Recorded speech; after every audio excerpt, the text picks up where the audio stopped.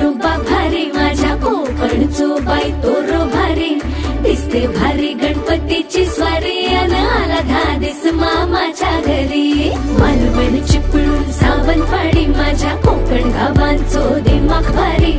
दिसते भारी गणपतीची स्वारी माझ्या कोकणा वाटे तुम्ही वळवा गाडी धमाधमान हाका गाडी माझ्या कोकणचो रस्ता